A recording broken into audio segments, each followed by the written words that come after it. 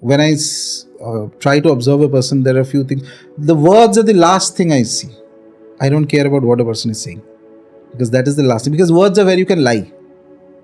Okay, everybody can say many good things, but observe small things. You will see if you practice eventually. First is their structure.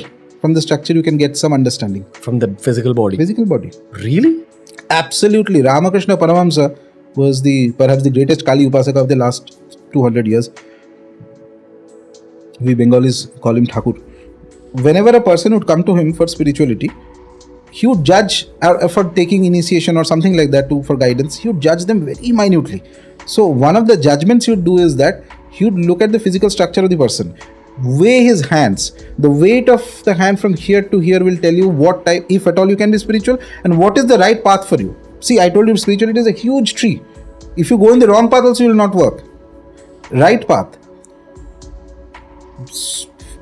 If you're meant to be highly spiritual, your body will have lakshanas in it. Lakshanas means signs in it. Not for ordinary people to understand, but jisko samajhna hai, wo samajh jayega. Because your body should be able to sustain that energy. Otherwise, you are not born in that body. If you are meant to enjoy material things, you will be enjoying in a body that is fit for material things. Nature is very beautiful. This orchestra, once you start understanding, it's amazing. You will be, it's a natural sense of gratitude will come towards nature, who is Mahamaya, who is Adi Shakti, who is everything. For me, who is Ma Kamakhya. I've spoken so much without taking her name. Ma Kamakhya. She's all. It's a beautiful play. It's a beautiful play. And you feel natural sense of gratitude. And this is bhakti, ahetuka bhakti. Causeless. You don't want anything. It's just, what have you done? Okay. Amazing. Do you want to talk about the depths of the ocean? Now, depths of the ocean. So there is a certain realm where Mahasiddhas come. Mahasiddhas means they are considered that those are people who have gone beyond the conception of Nirvana, normal idea of Nirvana, as they were saying, the higher realms. So they can very, very high stages of sadhana. You mean they've probably lived out human lifetimes, done their spiritual practices, gone beyond Nirvana, gone beyond even possibly that spiritual goal in the astral world, whatever happens beyond moksha and Nirvana, and then come back to this realm? There are two ways of looking at it, by the way. So traditionally the term moksha means, the word moksha has undergone changes in its meaning over last 2000, 3000 years. Okay. So more or less what we consider moksha today is that it is an extinction of your life. So you are out of the system. It's like a video game, chal raha hai. Moksha means ab bahut ho gaya, main abhi computer band karke ja raha hu. Okay. But you cannot run away so easily because there's maya and there is karma and there's various things, and you are suffering also. You are playing the game and you are losing. But you can't run away from the game. That's what life is, sort of, for most people. Okay, moksha is that somehow or the other you find a way to end the game, switch it off, and get out of the seat and go out and enjoy nature and whatever else. Ye moksha hai. Basically, you're out of the system. So how do you do that?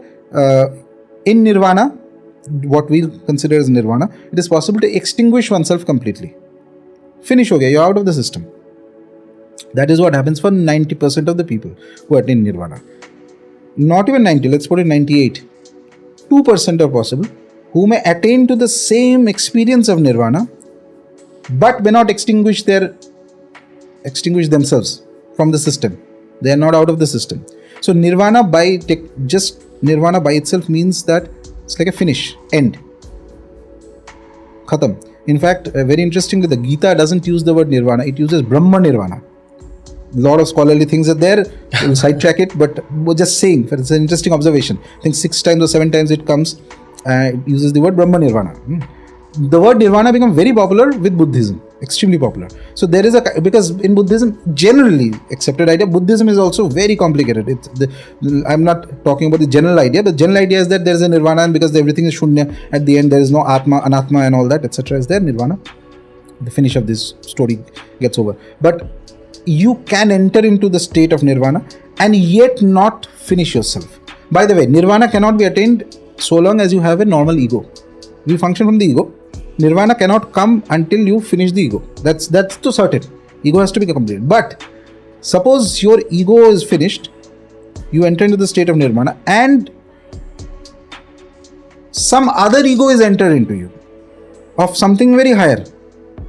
So what happens? Ego is the root of an individual, is the fulcrum of an average individual. You are an individual because you have an ego. And ego doesn't mean the arrogance or the pride which we normally call in the English term. No, ego means something, it's like the asmita, your sense of I-ness. Who are you? You are going on the road, somebody says Ranveer, I am going on the road, somebody says Rajarshi, automatically my head will turn. This is your ego, because you are attached to your name, you are attached to your family, you are attached to your identity, you are attached to your father, mother, girlfriend, wife, husband, जो भी है पूरा ये पूरा माया का fulcrum is ego. And it is good, it is not always bad. Without the ego you will be dysfunctional. You will either end up, if you don't have spiritual depth and suddenly your ego goes away, you will end up straight into a mental hospital. You will not be able to handle the world at all.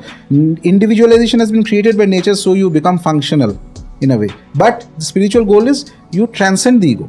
Okay, because this ego also individualizes you. You cannot so easily connect to the higher realms.